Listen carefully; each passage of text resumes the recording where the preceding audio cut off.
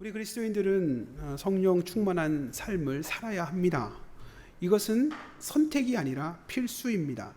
그래서 사도 바울은 성령이 아니면 로마서 8장 9절에 그리스도의 영이 아니면 우리는 그리스도의 사람이 아니다라고 말하고 있습니다. 성령의 사람이 아니면, 성령 충만함이 없으면 우리는 그리스도인이 아니다라고 단언하고 있는 것입니다. 그래서 우리는 성령 충만함을 받아야 합니다. 성령 충만함을 체험해야 합니다. 성령 충만함을 사모해야 합니다.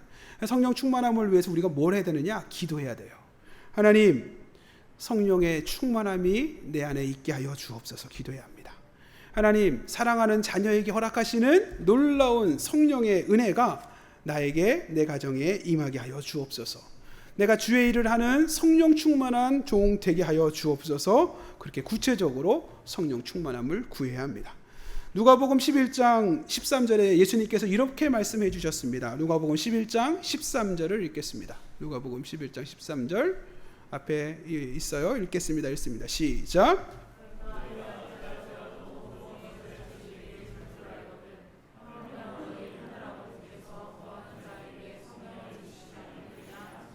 예수님께서 저와 여러분에게 성령에 대하여 두 가지 되게 중요한 포인트를 말씀하고 있습니다. 가장 중요한 건 뭐냐? 성령은 좋은 것이라는 겁니다. 예수님께서 말씀하세요. 아버지는 아주 못된 부모도 자식한테는 좋은 거 주려고 한다는 거예요. 그런데 선하신 하늘 아버지께서 사랑하는 자녀에게 좋은 것을 주지 않겠냐라고 말씀하고 있습니다. 성령은요, 좋은 것입니다. 하나님께서, 하늘 아버지께서 허락하시는 성령은 좋은 것입니다.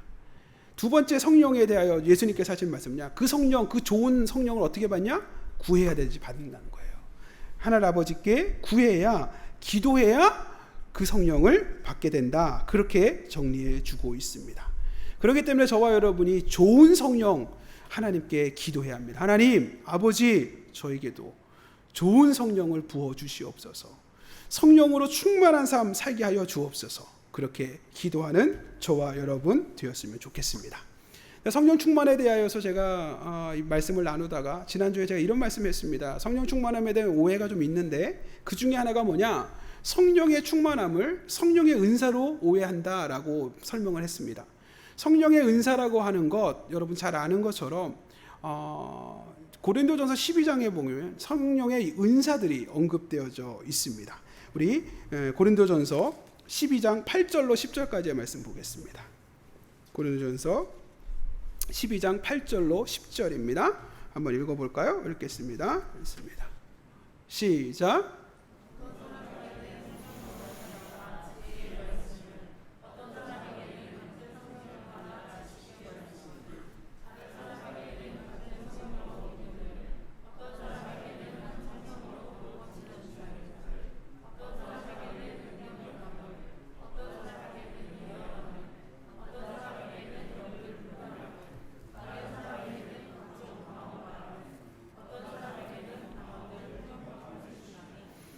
그렇습니다. 이 성령의 은사에 대하여 고린도서 12장에 언급이 되어 있어요. 그래서 제가 이 말씀을 중심으로 이렇게 했습니다. 우리가 성령 충만함을 은사 중심으로 이해를 하면 오해가 생길 수 있다라고 이야기했습니다. 그래서 이런 문제들을 이야기하면 제가 설명을 했던 게 뭐냐면 성령 충만함을 두 가지로 이해해야 된다. 첫 번째, 외적인 성령 충만함이 있다. 그 외적 성령 충만함이 바로 우리가 지금 읽었던 고린도서 12장에서 은사 중심으로 나타나는 능력이죠. 기도하면요, 방언이 터지는 거예요. 기도하면요, 아픈 사람이 낫는 거예요. 기도하면요, 앞으로 일어날 일이 예언이 보여지는 거예요. 뭐 능력 아닙니까? 성령의 능력이 드러나는 그 역사들, 그렇게 눈에 보이는 가시적 역사들, 그게 바로 성령의 은사. 근데 저는 그것을 외적인 성령 충만함이다, 이렇게 말씀드렸습니다. 저는 지금도 이 시대에도 2020년 7월을 살아가는 이 시대에도 성령의 외적 충만함인 성령의 은사가 역사가 나타난다고 믿습니다. 지금도 저와 여러분이 아픈 자를 위하여 붙들고 기도하면 병든 자가 낫는, 병든 자가 치유가 일어나는 신유의 역사도 일어난다고 믿습니다. 기도하면 방언으로 하나님께 부르짖어 기도할 수 있는 그런 방언의 은사 있다고 믿습니다. 그리고 저와 여러분이 사모해야 합니다. 하나님, 저에게도 이런 능력 주십시오. 이런 은사 주십시오. 그렇게 기도하는 저와 여러분 되었으면 좋겠습니다. 문제는 이것만을 성령 충만함으로 이해하면, 은사 중심으로 이해하면 문제가 된다는 거예요. 그래서 그 파생되는 문제가 뭐냐면, 은사적인 어떤 그게 없으면, 체험이 없으면 구원받지 못했다. 구원에 대하여 오해를 하게 만드는 거죠. 너 방언 못해? 너 구원받지 못한 거야. 뭐 이런 식으로 이해하는 거죠. 뿐만 아니라 이런 문제가 생기는 게 은사가 차등이 생겨요. 병 고치는 은사가 조금 더 높은 거고 방언은 바닥이야. 뭐 이런 거 있잖아요. 그래서 방언 은사 하는데 나는 병 고치는 은사 있어? 내가 너보다 더 신앙이 좋은 거야. 뭐 이런 식으로 이렇게 착각하게 만드는 거죠. 이런 것들이 잘못됐다는 거예요. 그렇다면 이런 것들에 대해서 바른 이해는 뭐냐? 외적인 성령 충만함과 내적인 성령 충만함이 있다는 거예요. 그게 제가 지난주에 설명했던 부분이에요. 내적인 성령 충만함은 뭐냐? 우리의 내면을 주께서 채우시는 거예요. 그리고 그것을 갈라디아서 5장에서 이렇게 말씀하고 있어요. 갈라디아서 5장 22절 23절 읽겠습니다. 갈라디아서 5장 22절 23절 읽겠습니다. 22절 23절 읽겠습니다. 시작.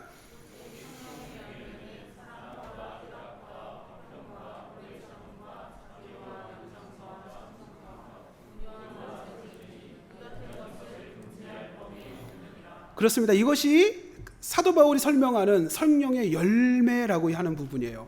사도 바울이 성령의 외적인 능력이라고 할 수 있는 고린도전서도 기록했고요, 갈라디아서도 기록했는데, 성령에 대해 이야기할 때의 은사적인 것들을 이야기하면서 은사의 역사들, 능력들을 이야기하고 있습니다. 이것도 사도 바울이 한 이야기예요. 저는 그래서 성령은 같은 것이기, 저자도 같잖아요. 쓰신 분도 같잖아요. 하나님께서 영감 주셔서 쓰게 하신 저자가 같다면 의미가 있다라고 생각합니다. 그런 면에서 성령의 외적인 능력으로 나타나는 은사 중심의 성령 충만함 사모합니다. 지금도 역사가 일어납니다. 동시에 성령의 열매로 설명되어지는 이 성령의 내적 성령 충만함, 이것을 우리가 기억해야 합니다. 근데 중요한 건 뭐예요? 성령의 열매, 9가지 열매라고 하는 사랑이, 희락이, 화평이, 오락, 오별의 참음이, 자비, 양선, 충성, 온유, 절제, 이거는요, 아까 우리가 읽었던 고린도서 12장의 은사와는 조금 다릅니다.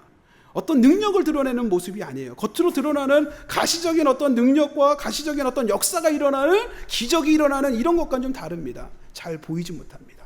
여러분, 사랑하는 모습이 잘 보입니까? 그 안에 오래 참는 모습이 잘 보입니까? 그것이 온유한 것, 화내고 온유한 것, 이게 성령의 충만함이라는 거예요. 성령의 충만. 저는 그래서 말씀드렸습니다. 내면적인 성령 충만합니다. 저와 여러분의 내면이 단단하여지고 저와 여러분의 성품이 성숙되어지는 것, 이게 바로 성령 충만함이다. 저는 이렇게 말씀을 드렸던 겁니다. 생각해 봤습니다. 지난주에 제가 성령의 은사적인 부분을 말씀을 좀 나누었는데요, 은사적으로 표현되어진 은사 중심의 성령 충만함 귀하다라고 제가 얘기했습니다. 지금도 신비적인, 어떻게 보면 좀 설명하기 어려운 그런 기적과 이적의 역사들이, 은사적인 성령 충만함이, 불같은 성령 충만함이 지금도 역사하고 있습니다. 근데 꼭 그 불같은 성령 충만함이 우리 삶에 그렇게 영향력이 있는가? 제가 보니까 교회 안에서는 영향력이 있어요. 근데 사회 나가면 그런 부분이 그렇게 크게 영향력이 있다고 생각하지 않아요. 여러분, 직장 생활하는데 직장의 상사한테 나 방언해요. 그게 대단해 보여요? 그 직장 상사가 뭐라고 생각할까요? 아, 그래? 그러든지 미쳤냐? 이러겠죠. 예. 방언하고 하는 게 그게 뭐 교회 안에서 내가 기도하고 할 때는 의미가 있지만, 직장에서 생활하는데 내가 방언의 은사가 있는 게 그게 크게 영향력이 있는가? 도리어 우리의 내적 성령 충만함이라고 하는 성령의 열매로 설술되어지는 내적 성령 충만함, 내 안에 성품이 다듬어지고 내 안에 영혼이 건강해지는 내적 성령 충만함이 도리어 훨씬 더 우리 삶에 영향력을 미친다는 겁니다. 왜 그렇습니까? 우리가 왜 우리의 내적 성령 충만함이 우리 삶에 영향력이 더 큽니까? 이유는 한 가지예요. 하나님께서 우리를 그런 존재로 창조하셨어요. 하나님이 우리를 혼자 사는 존재가 아니라 더불어 함께 관계 속에서 살아가는 존재로 창조하셨다라는 것입니다. 맞습니다. 이 땅에 하나님께서 우리 인간을 창조하실 때에 하나님 우리를 어떤 존재로 창조하셨냐? 함께 더불어 살아가는, 서로 관계를 통해서 은혜를 누리는 그런 존재로 창조하셨습니다. 하나님께서 온 만물을 창조하시고 계속 말씀하셨어요. 보시기에 좋았더라, 보시기에 좋았더라, 보시기에 심히 좋았더라. 모든 창조물이 보시기에 좋았어요. 그런데 하나님께서 보시기에 좋지 않은 한 가지를 언급하고 계세요. 그것을 성경은 이렇게 이해합니다. 창세기 2장 18절을 보겠습니다. 창세기 2장 18절 읽겠습니다. 시작.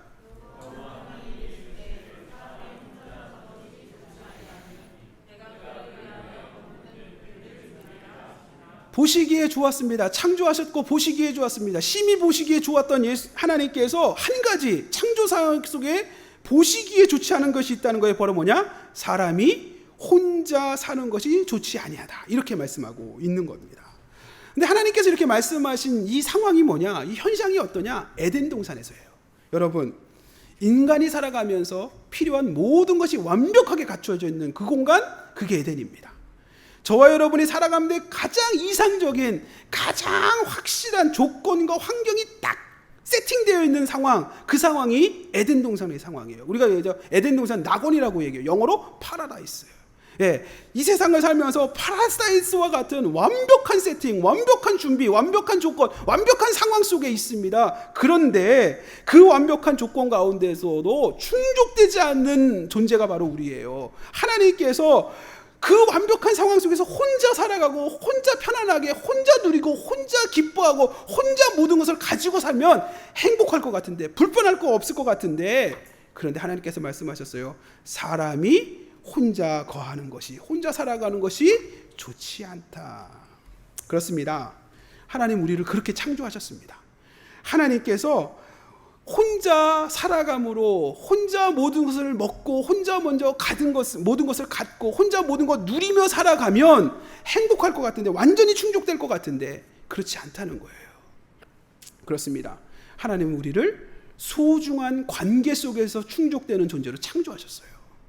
우리를 그렇게 더불어, 어떻게 보면 때로는 땀나지만 때로는 불편하지만 몸 부딪히며 그렇게 부딪히며 살아가는 그런 관계의 존재로 우리를 그렇게 창조하셨다는 겁니다. 근데 문제는요, 이렇게 창조된 저와 여러분이 죄로 인하여 깨어진 부분이 있습니다. 하나님을 불순종하고 말씀을 거역하는 죄로 인하여 하나님께서 안타깝게 우리 인간의 관계 속에서 깨어지게 만든 것이 있어요. 그 바로 아까 얘기했던 것처럼 우리를 그렇게 서로 더불어 함께하는 존재로 창조하셨는데, 이 존재, 이 관계가 깨어지게 만들었다는 겁니다. 우리 창세기 2장 22절 23절 한번 보겠습니다. 창세기 2장 22절 23절 한번 보겠습니다. 한번 읽겠습니다. 읽습니다. 시작.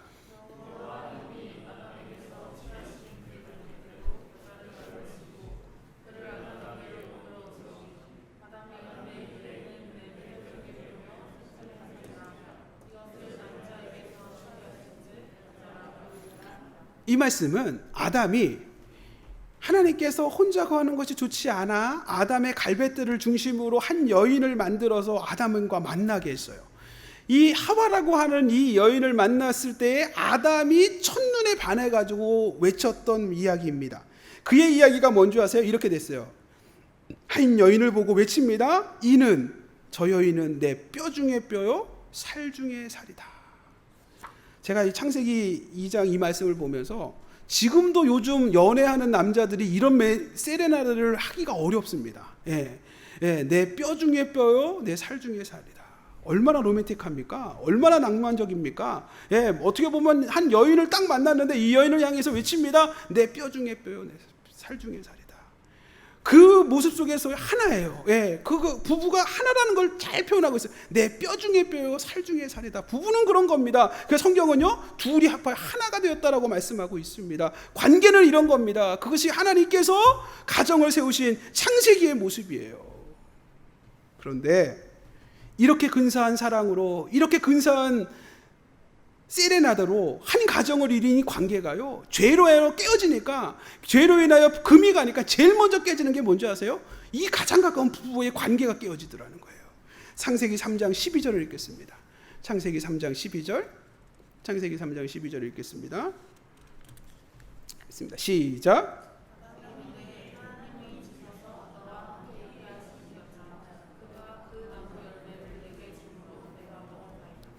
그렇습니다. 지금 이 말은 뭐냐? 창세기 2장 아까 바로 한 장 전에, 바로 몇 줄 전에 내 뼈 중에 뼈요, 살 중에 살이다. 저 여자에 위해서 내가 목숨을 바칠 수 있다. 저 남자를 위해 내가 평생을 걸 수 있다. 이러면서 만났던 이 관계가요, 죄로 인하여 금이 가기 시작하니까 뭡니까? 제일 먼저 하는 게 뭐예요? 뭔가 잘못된 것은 남 탓하는 거예요. 저 여자 때문에, 저 여자가 선악과를 먹게 해서 저렇게 문제가 되었습니다. 서로 비난하고 서로 책임을 전가하고 서로 손가락질하는, 어떻게 보면 관계가 깨어져 버리는 모습을 보입니다. 인간 타락의 결과 제일 첫 번째 우리에게 다가오는 게 뭔지 아세요? 관계가 깨트려지는 겁니다. 가장 사랑하고 가장 친밀한 부부의 관계가 깨어져 버리는 겁니다. 더 안타까운 게 이어집니다. 창세기 4장으로 넘어가면요, 인류에 있어서 첫 번째 살인의 사건이 기록되어 있습니다. 창세기 4장에 한 부모에서 태어난 피를 나눈 친형제 가인과 아벨이 있습니다. 이제 이 가인과 아벨 한 형제예요. 부모님이 같습니다. 피를 나눈 친형제입니다. 그런데 이 친형제가 서로 미워하고 서로 시기하고 서로 분노합니다. 결국 형 가인은 동생 아벨을 죽이는 인류 최초의 살인이 이 4장에 기록되어져 있습니다. 여러분, 관계의 단절의 극단적 표현 아닙니까? 생명을 해하는 모습. 관계의 단절의 극단적 모습 아닙니까? 살인을 행하는 모습. 근데 그게 바로 3장에서 부부가 서로 탓하면서 저 여자 때문입니다, 이 남자 때문입니다, 누구 때문입니다 이러면서 관계가 깨어지기 시작하더니 바로 넘어가서 4장에 가니까요, 그의 자녀들이 바로 서로를 죽이는, 형제들이 서로를 살인하는 그런 비극을 우리가 기록하게 됩니다. 그렇습니다. 우리는 서로 관계를 속에서 충족되어야 될 존재였습니다. 우리는 서로 더불어 살아가면서 충만해야 될 그런 존재로 창조되었습니다. 그런데 이 창조의 원리가 타락으로 인하여 완전히 깨어지고 말았다는 것입니다. 근데 이 타락으로 깨어진 것의 핵심이 뭐냐? 관계가 깨어져 버린 겁니다. 관계가 깨어져 서로 사랑하는 것이 아니라, 서로 이해하는 것이 아니라 서로 비난하고 서로 갈등하고 서로 시기하고 서로 탓하고 서로 각박하게 살아가는 모습으로 우리 사회가, 우리 가정이, 우리 직장이 피폐된 모습으로 변해버린 것입니다. 여러분, 우리 대한민국 사람들은요, 우리 민족은요 똑똑해요. 그거는요 세계가 인정을 한다고 합니다. 제가 어떤 기사 읽었는데요, 세계에서 제일 머리 좋은 민족이 어디냐? 유태인이래요. 예, 여러분들 잘 아시죠? 예, 유태인들이 제일 머리가 좋답니다. 두 번째로 유태인만큼 머리 좋은 민족? 대한민국이라는 거예요. 한민족이라는 거예요. 그 정도로 똑똑한 민족이 우리 대한민국입니다. 여러분 생각보다 괜찮은 사람이에요. 생각보다 똑똑하신 분입니다. 옆에 분을 눈으로 그 정도예요? 그래서 서로를 좀 존경하는 표현으로 한번 이렇게 축복했으면 좋겠습니다. 당신 좀 똑똑하군요. 이렇게 말하면 안 돼요. 예, 눈으로만. 예. 여러분 똑똑합니다. 예, 저와 여러분이요, 우리는 민족이요 생각보다 똑똑한 민족입니다. 그런데 안타까운 건요, 이 좋은 머리로, 이 똑똑함으로 우리에게 있는 안타까운 모습이 뭐냐? 좋은 머리를 가지고 잘못된 문화를 만들어가고 있습니다. 바로 뭐냐면 그 좋은 머리, 그 탁월한 그 똑똑함을 가지고 관계를 깨는 말을 자꾸 하는 겁니다. 관계를 깨는 자꾸 행동을 하게 하는 겁니다. 이게 문제예요. 대표적인 관계를 깨는 말과 태도, 저는 그것을 남 탓하는 문화라고 이야기하고 싶습니다. 여러분, 어느 순간 우리 마음 가운데 이 문제의 근본적인 이유는 남편 때문이라고 하는 의식이 굉장히 커져버렸어요. 그래서 남편 때문에 내 인생이 그렇게 됐다, 그렇게 불평하고 원망합니다. 어느 순간 아내 때문이다, 저 집에 있는 얘 팬네 때문에 내 인생이, 우리 가정이 이렇게 됐다, 그렇게 아내를 탓하는 이 생각들이 많아졌습니다. 어떻게 보면 부모님 때문에 내가 흙수저 물고 태어나서 그렇다. 어떤 분들 이야기합니다. 공부 안 하는 저 머리 나쁜 저 자식놈 새끼 때문에 내 인생이 이렇게 됐다. 어느 순간 우리가 탓하는 문화가 익숙해져 버렸습니다.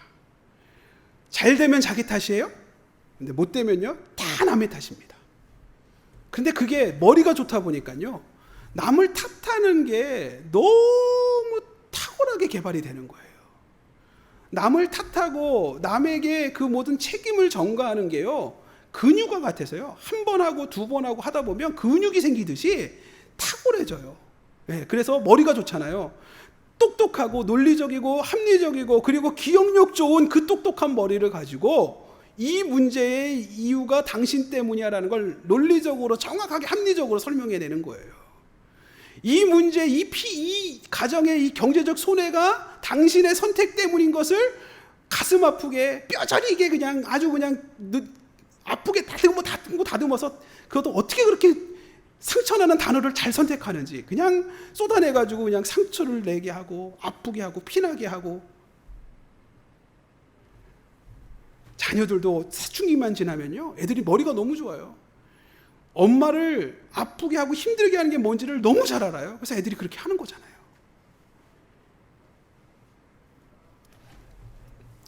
생각해 보니까 그게 안타까움입니다. 너무 똑똑한데 너무 정말 하나님께서 은혜 주셔서 똑똑한데 그 좋은 머리로 그 똑똑함으로 남 탓합니다.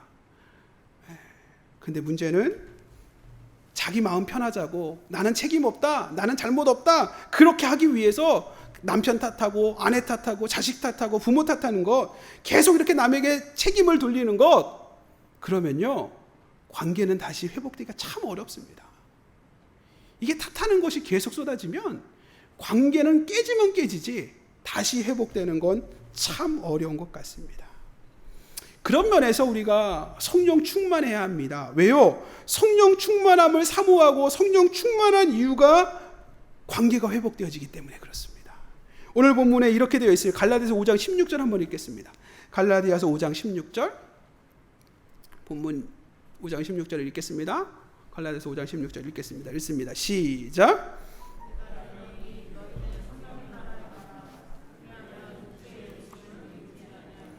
거기에 보면 이렇게 되어 있습니다. 성령을 따라 행하라고 말씀하세요. 저와 여러분이 성령 충만하며 성령을 따라 성령의 인도하심을 따라 살아가라고 그렇게 명령하십니다. 그런데 이 성령 충만함과 성령을 따라 살아가는 삶을 방해하는 요소가 있어요. 그게 바로 뭐냐면 육체의 욕심이에요. 육체의 욕심에 문제가 있다는 거예요. 그것이 우리가 성령 충만함을 방해해요. 반대로 육체의 욕심을 해결하는 방법은 뭐냐? 그러면 성령 충만해지고 성령을 따라하면 이 육체의 욕심이 해결이 된다는 거예요. 그래서요 성경 오늘 갈라디아서 5장에 보게 되면 이 육체의 욕심에 대해서 이런 예를 들고 있습니다. 육체의 일에 대하여 육체의 욕심에 대해서 갈라디아서 5장 19절로 21절 말씀 보겠습니다. 갈라디아서 5장 19절로 21절 한번 읽겠습니다. 읽습니다. 시작.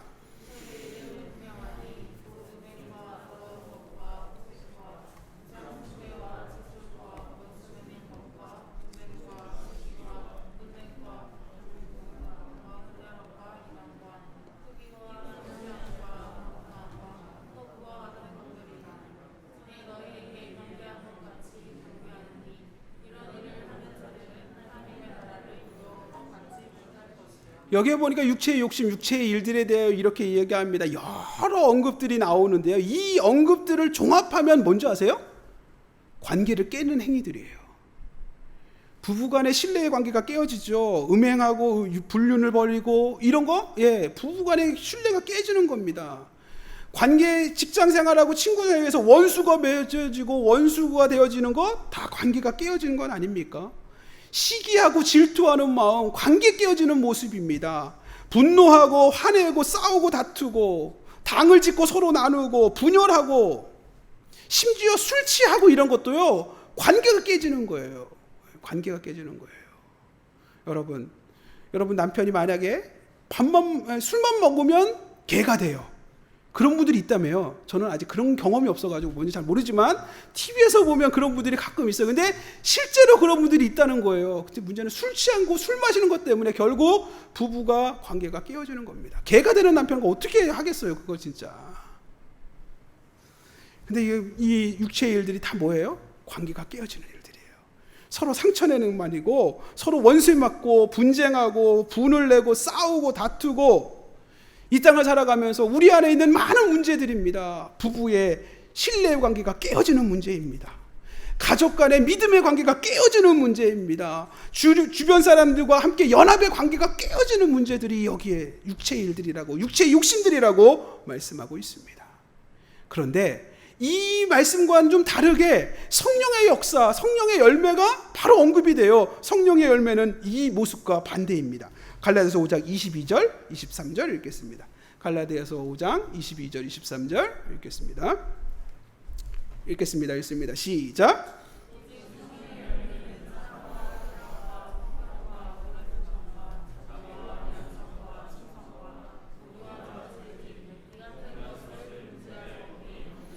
그렇습니다. 여기에 보면 성령의 열매, 성령으로의 내적인 성령 충만함의 모습이라고 하는 열매들은요, 사랑하고 기뻐하고 화평하고 오래 참고 자비와 양성과 충성과 온유함과 절제, 다 뭐예요? 관계가 회복되어지는 것들이에요. 저와 여러분이 이 성령의 열매가 풍성히 맺히면, 내 안에 성령 충만해지면, 성령의 열매가 채워지면 결과적으로 뭐예요? 관계가 회복되어지는 거예요. 그래서 영국의 위대한 설교가였던 마틴 로이드 존스 목사님이 이렇게 말씀하셨습니다. 성령 충만한 삶은 한 사람의 개인적인 도덕성이나 개인의 영적 경험이 아니라 그가 다른 사람과 더불어 어떻게 행동하는가로 측정할 수 있다. 다시 읽어드립니다. 성령 충만한 삶은 한 사람의 개인적인 도덕성이나 개인의 영적 경험이 아니라 그가 다른 사람과 더불어 어떻게 행동하는가로 측량할 수 있다. 여러분, 성령 충만함은요, 결국 사람과 어떻게 관계하고 사람과 어떻게 살아가는 모습을 통해서 그의 영적 수준이 결정된다는 거예요. 내가 하루에 5시간씩 기도합니다. 귀하죠. 내가 병 낫는 기도라면 병이 낫습니다. 놀라운 겁니다. 여러분, 기도하면 신령한 일이 일어납니다. 기도하면 방언의 역사가 일어납니다. 대단한 겁니다. 문제는 그런 것들만을 가지고 신앙에 내가 성령이 충만하다고 착각을 하는데요, 실제적으로 그런 것은 역사가 나타나는데요, 사람과의 관계는 안 그런 거예요.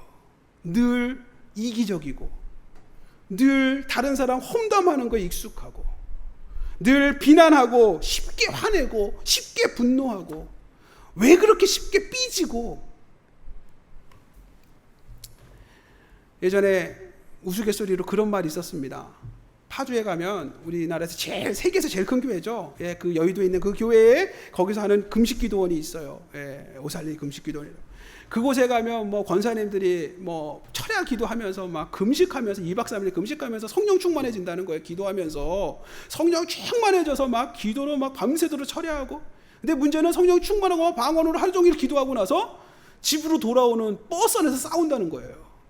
그 교회 안에 그 교통편이 그때 안 좋을 때는 그 교회에서 이렇게 제공해주는 버스를 타고 가는데 거기에 앉아서 오겠다고, 내가 자리를 먼저 맡았다는 둥, 뭐 했다 가방 던져놓고 막 이런 게 어딨냐, 뭐 나 화장실 갔다 온 거다 이러면서 권사님들이 막 방언으로 밤새도록 철야기도 하고 둘이 싸우고 막 그 버스 안에서 싸우고 막 그래. 예, 이게 농담처럼 얘기를 했었는데 그것이 어떻게 보면 우리의 모습을 그대로 잘 드러내는 모습일 수 있다는 거예요. 은사적인 능력도 나타납니다. 은사적인 힘도 있습니다. 그래서 성령 충만한 모습이 있습니다. 그런데 그것으로만 만족하면 안 돼요. 그것으로만 내가 성령 충만한 사람이라고 착각해서는 안 됩니다. 도리어 내 삶을 돌아보셔야 합니다. 외적인 성령 충만한 은사들, 그것은요, 있어도 되고 없어도 되는 겁니다. 여러분, 방언의 은사는요, 있으면 감사한 거고 없어도 상관없습니다. 여러분, 병 고치는 은사 있으면 땡큐고 없으면 뭐예요? 병원 가면 되는 거예요. 네, 여러분, 은사는요, 주심이 있으면 감사하게 공동체를 위하여 교회의 덕을 위해서 개발하여 잘 쓰면 됩니다. 제가 지난주에 그렇게 말씀드렸는데, 은사 중에 물질의 은사도 있다고. 물질이 풍성해지는 건, 부자 되는 건 축복이 아니라 은사라고 제가 말씀드렸잖아요. 그래서 맞습니다. 은사가, 그쪽에 은사 있으신 분들이 있어요. 그래서 어떻게 보면 돈이 이렇게 하면 돈 벌겠는데 남들은 잘 못 보는 것도 보고요. 그래서 그런 부분에 성실함도 있고요. 그런 은사예요. 그거 부자 돼도 축복이 아니라 은사예요. 근데 중요한 건 뭐예요? 물질의 은사가 있으면 저는 너무 좋겠어요. 근데 없으면 어떻게 해요? 없으면 어쩔 수 없는 거죠. 어떻게 하겠어요? 네. 물질의 은사 있으면 너무 좋지만 없어도 상관없는 거예요. 없으면 어쩔 수 없는 거예요. 그냥 사는 거예요. 그런데 성령의 은사로 말하는 이 선물들은 그냥 말 그대로 하나님 주셨기 때문에 필요하시면 주시는 겁니다. 공동체를 위하여, 우리의 삶을 위해 필요하시면 주는 겁니다. 그러나 성령 충만하여 성령의 내적 성령 충만함이라고 하는 이 성령의 열매로 언급되어지는 것, 이것은요 꼭 필요한 겁니다. 은사는요 있어도 되고 없어도 되는 겁니다. 하나님께서 필요하시면 선물로 주시는 겁니다. 그러나 성령의 내면적인 이 성령 충만함의 이 열매는요 저와 여러분의 삶에 꼭 필요해요. 그래서 성령 충만한 열매로 채워져서 충만해지면요 관계가 회복되어지는 겁니다. 신뢰가 회복되는 겁니다. 믿음이 회복되는 겁니다. 부부와의 관계가 치유되는 겁니다. 그것이 성령 충만함의 모습이라는 겁니다. 그렇습니다. 저와 여러분이 성령 충만을 사모하되 특별히 내면적 성령 충만함인 이 성령의 열매로 언급되어지는 이 성령 충만함을 우리가 구하고 사모해야 되는 이유가 뭐예요? 회복이 있기 때문에, 관계 회복이 있기 때문에. 창세기 말씀에 보게 되면 형제인데 원수만도 못하게 지냈던 형제가 나옵니다. 바로 에서와 야곱입니다. 형제인데 쌍둥이인데 원수만도 못한 인생을 살았습니다. 근데 그 원인이 뭐냐? 야곱이라고 하는 인물이었어요. 근데 이 원수처럼 지냈던 야곱과 에서가 창세기 33장에 둘이 다시 만나요. 그리고 화해를 하는 감동적인 장면이 기록되어 있습니다. 창세기 33장에 다시 보게요. 성령 33장 보기 전에 이 원수 같은 관계가 회복되어졌던 이유가 뭐냐? 그 앞장의 한 절을 우리가 살펴봐야 됩니다. 창세기 32장이죠. 창세기 32장 30절을 한번 읽겠습니다. 창세기 32장 30절을 먼저 한번 보겠습니다. 읽겠습니다. 시작.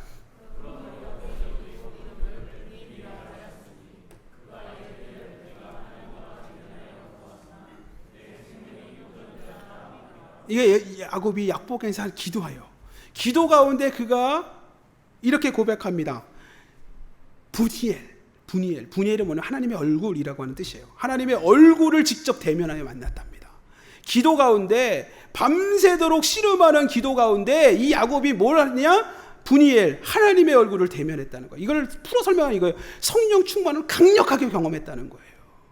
정말 성령 충만함을 사도행전 2장에 있었던 불같은 성령 충만함을 이 야곱이 강력하게 체험을 했어요. 그리고 나서 바로 다음 장인 33장으로 넘어가서 야곱이 원수 같은 에서 형을 만납니다. 그런데 그가 이렇게 이야기합니다. 창세기 33장 10절을 읽겠습니다.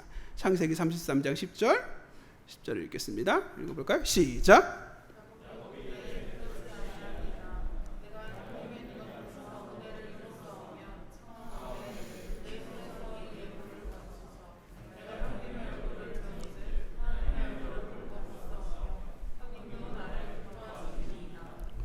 그렇습니다. 과거의 야곱은요, 이기적인 욕심으로 가득했던 야곱입니다. 야곱에게 있어서 관계는 그렇게 중요하지가 않아요. 심지어 가족 간의 관계에서도 의미가 없었어요. 그래서요, 그는 아버지를 속이는 일을 거리낌없이 할 수 있었던 사람입니다. 그는요, 여러 번 자기 형을 속이고 형의 것을 빼앗는 것을 죄책감을 느끼지 않는 사람이 바로 야곱이었습니다. 심지어 그런 성향이 계속 강화되다 보니까 외삼촌하고도 살면서도 늘 갈등하고 늘 다투고 그러고 살았습니다. 그게 야곱의 삶이었어요. 왜? 야곱은 생각했습니다. 상관없어. I don't care. 사람과의 관계가 뭐 중요해. 나 혼자 잘 먹으면 되고, 나 혼자 성공하면 되고, 나 혼자 복 받으면 되고, 나 혼자 잘 되면 되지. 이것이 그의 삶이었다는 거예요. 그런 성향의 사람이었어요. 자기 욕심 채우고 자기 입속 계산하고, 그것이 야곱의 삶입니다. 그런데 이 야곱이요, 야곱과에서 분이엘, 하나님의 얼굴을 대면했다. 하나님 성령 충만함을 경험했다. 그러자 그가 삶이 달라져요. 그의 마음이 달라졌어요. 그래서 뭐합니까? 그의 형을 보고 이야기합니다. 형님의 얼굴을 배운 즉 하나님의 얼굴을 본 것 같습니다. 여러분, 이 야곱이 에서한테 막 예물을 막 쏟아주는데요, 예전에 야곱은요 그런 사람 아니에요. 속이고 빼갖고 해가지고 어떻게 해서 사기치고 해가지고 자기 거 움켜쥐려고 하는 사람이지 막 베풀고 이거 안 되는 사람이에요. 그런데 분이엘, 하나님의 얼굴을 대면한 성령 충만하게 되니까요 아깝지가 않아요. 관계를 회복하기 위해서 내어놓고 관계를 위하여서 내가 좀 더 희생하고 내가 손해보는 거 아깝지가 않은 사람이 됐더라는 거예요. 그렇습니다. 성령 충만함은 결국 관계 회복을 이루어가게 하십니다. 할렐루야. 저와 여러분이 성령의 열매라고 하는, 성령의 열매로 설명되어지는 사랑이 풍성한 사람이 되면 여러분 관계는 회복되어질 겁니다. 여러분, 성령의 열매라고 하는 인내, 오래 참음이 많은 분들, 오래 인내가 많으신 분들, 그 관계는 회복될 수밖에 없습니다. 여러분 안에 희락, 기쁨이 넘치는 즐거운 분 옆에는요 같이 즐거워지는 거예요. 그런 관계가 회복되지 않겠습니까? 쉽게 분노하고 분노 조절이 안 되는 사회 속에서 온유한 사람들 곁에 사람이 있을 수밖에 없는 거예요. 여러분, 성령의 열매로 저와 여러분에게 주시는 복은 다른 게 아닙니다. 관계를 회복시킬 수 있다는 겁니다. 그렇습니다. 저와 여러분이 성령 충만함을 사모하고 성령 충만함을 따라 살아야 되는 이유가 여기에 있습니다. 이렇게 살아갈 때에 우리가 가정 안에서 서로 날카롭게 갈고 갈아가지고 남편을 진짜 아프게 하는 단어 이용해가지고 콕 찔러가지고 아프게 만들고, 그것도 당할 수 없잖아요. 와이프를 또 아프게 할 수 있는 방법 달고 처갓집을 건드려야지. 이거 건들면 안 되는 선들이 있는데 그냥 자꾸 싸우다 보면 자꾸 이렇게 그거 막 아프게 하려고 자꾸 머리가 너무 좋아서 그래요. 너무 머리가 좋다 보니까 그런 쪽으로 잘 알아요. 그래서 뭐가 이 사람의 아킬레스인지를 아는 거예요. 누가 이 여자의 아킬레스냐, 이걸 자꾸 사실은 성령으로 충만해지면요, 성숙해지면요, 안 하는 거예요. 뻔히 보이는데 이거 하면 눈물 나게 할 것 같고 이 싸움에서 내가 이길 것 같아도 안 하는 거예요. 왜? 성령 충만해지면. 사랑하고 자비와 양성과 온유함과 절제와 오래 참음과 하나님 앞에서 우리가 성숙한 삶으로 나아가면 관계를 회복시킬 수 있게 되는 겁니다. 교회 공동체 안에서도 집에서 했던 버릇이 그대로 나타나시는 분들이 있어요. 남편에게 했던 그 아프게 하는 그 방식을 집사님에게, 권사님에게 쏟아내는 분들이 있어요. 같은 공동체 안에 지체들에게 쏟아내는 분들이 있어요. 그건요, 잘 생각해보면 내가 성령 충만한 사람인가. 사도 바울이 얘기했어요. 그리스도의 영이, 성령이 함께하지 않으면 그리스도인이 아니다. 아예 그렇게 무섭게 말씀하고 있어요. 저와 여러분, 과연 성령 충만한 사람이십니까? 돌아보셔서 기도했으면 좋겠습니다. 성령 달라고 구하셨으면 좋겠습니다. 성령을 구하는 자에게 주신다고 약속하셨습니다. 성령 충만을 따라 살라고 명령하고 있습니다. 왜요? 그것을 통해서 우리의 삶의 관계들이 회복될 수 있기 때문에, 그런 삶을 통해서 가정의 아픔이 치유될 수 있기 때문에 그렇습니다. 부부 안에 불신이 깨어질 수 있고 신뢰가 회복될 수 있기 때문에 그렇습니다. 서로를, 자녀들을 더 깊이 이해하고 자녀를 더 사랑하는 부모가 될 수 있기 때문에 그렇습니다. 부모님을 존중하고 사랑하며 존경하는 자녀가 될 수 있기 때문에 그렇습니다. 우리 교회가 서로 상처를 보듬는, 서로를 위로하는 건강한 공동체가 될 수 있기 때문에 그렇습니다. 저와 여러분이 한 주간 성령 사모하셨으면 좋겠습니다. 특별히 내적인 성령 충만함인 성령의 9가지 열매, 사랑과 희락과 화평과 오래 참음과 자비와 양성과 충성과 온유와 절제라고 하는 이 9가지 열매를 묵상하며 한 주간 성숙한 삶, 한 주간 내가 성령의 열매로 풍성한 삶 살아가게 하여 주시어서 관계 회복되어지는 체험을 하게 하여 주옵소서. 가정의 부부간의 관계가 회복되어지고, 부모님과 자녀과의 관계가 직장 동료와의 관계가 회복되어지고, 친구와의 그 어긋났던 관계가 회복되어지는 거룩한 하나님의 사람, 성령으로 함께하는, 하나님의 인도하심 하나님에 감사하는, 평안하며 사랑하는 거룩한 종들 되시길 주님을 축복하겠습니다. 찬양하겠습니다. 찬양할 때에 성령이 오셨네, 우리 함께 찬양합시다.